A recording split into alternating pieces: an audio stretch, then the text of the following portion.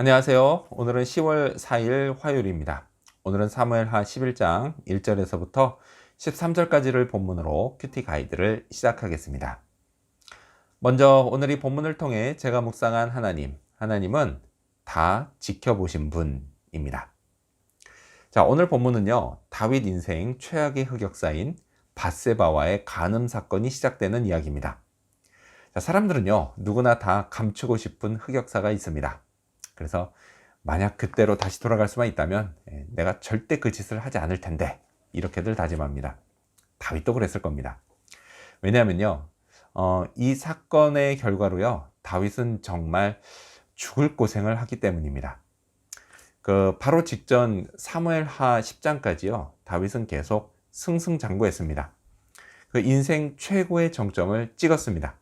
하지만요, 이 사건을 시작으로 다윗의 인생은 또다시 고생길이 열립니다. 자, 이렇게 밧세바와의 간음 사건은요, 다윗에게 매우 치명적인 사건이었습니다. 자, 그런데요, 오늘 본문을 보면서 드는 생각이 있습니다. 그건 과연 이때 하나님이 뭐하고 계셨느냐라는 것입니다.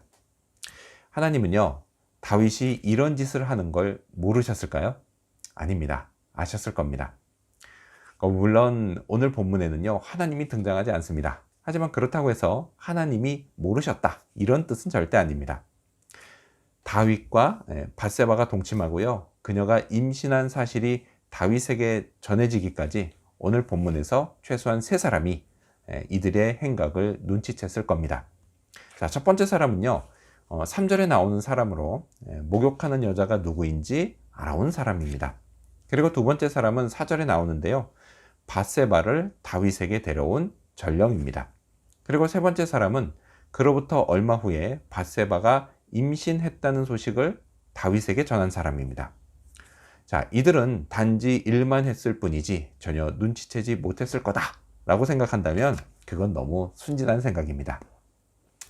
자, 이렇듯 사람도 다윗과 밧세바가 간음한 걸 아는데요, 전지하신 하나님이 모르실 리가 없습니다. 하나님은요, 조용히 다 지켜보고 계셨습니다. 마찬가지로 하나님은요, 오늘 제가 사는 것도 조용히 다 지켜보고 계십니다.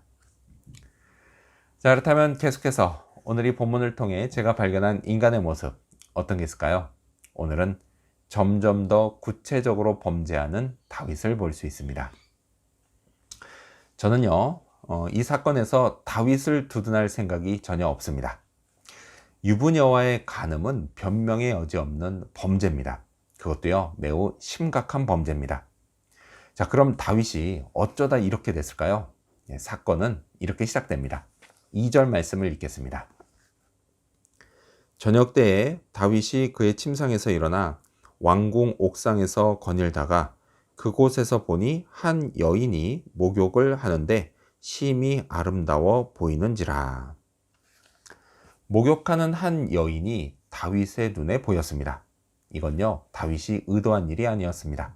단지 그의 눈에 보였을 뿐입니다. 보이는 것까지요, 다윗을 탓할 수는 없습니다. 자, 이런 일은요, 간음뿐만이 아니라 다른 죄를 범할 때도 일어납니다.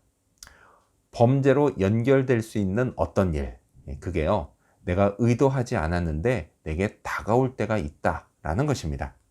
그럼요, 그 다음이 관건입니다. 딱 거기까지여야 합니다. 바로 눈길을 돌려야 합니다.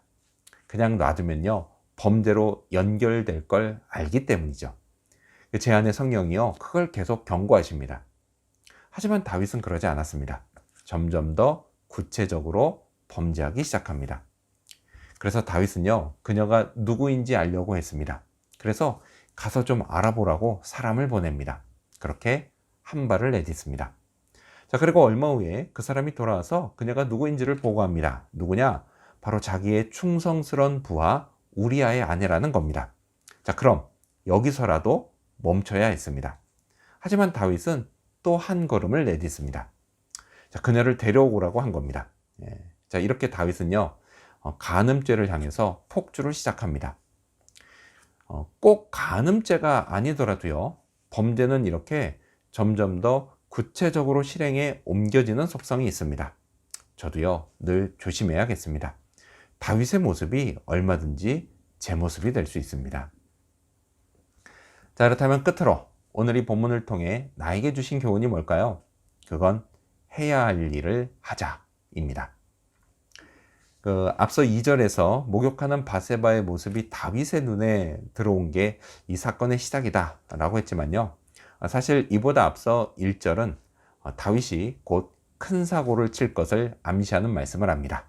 1절 말씀을 읽겠습니다. 그 해가 돌아와 왕들이 출전할 때가 되매 다윗이 요압과 그에게 있는 그의 부하들과 온 이스라엘 군대를 보내니 그들이 암몬 자손을 멸하고 밭을 에워쌌고 다윗은 예루살렘에 그대로 있더라. 자, 성경은요, 이때가 왕들이 출전할 때라고 말씀합니다. 그럼 다윗 왕도 전쟁터로 나갔어야 하는 겁니다. 근데 그렇게 하지 않고 그는 나가지를 않았습니다. 그저 요압과 부하들만 보내고 다윗은 예루살렘에 그대로 있었습니다. 뭐 따로 해야 할 일이 있었던 걸까요? 그렇지 않습니다.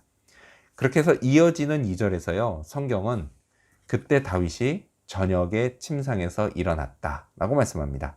원래는 아침에 일어나야 하는 겁니다. 자, 이렇게 다윗은요, 게으름을 피고 있었습니다. 자, 이런 다윗의 게으름이 결국 그를 범죄의 나락으로 떨어뜨립니다. 하나님과의 관계도 끊어지게 만듭니다. 또요, 이 간음의 결과 하나님의 심판을 받아 왕실이 엉망이 됩니다. 동시에 왕국도 혼란의 도가니로 빠져듭니다. 따라서요, 하나님이 하라고 주신 일을 게을리하면 안 됩니다. 꼭 이렇게 다윗처럼 되지는 않더라도요, 게으름은 분명 많은 부작용을 낳습니다. 물론 쉬고 놀 때는 쉬고 놀아야 합니다. 그런 것처럼요, 해야 할 때는 해야 합니다. 알맞게 쉬고 적당히 놀고 해야 할 일은 열심히 해야 합니다. 오늘도요, 그렇게 살고요, 밤에 잠들 때 오늘도 참 보람찬 하루를 보냈다 라고 기뻐하는 그런 하루가 되기를 소망합니다. 기도하겠습니다.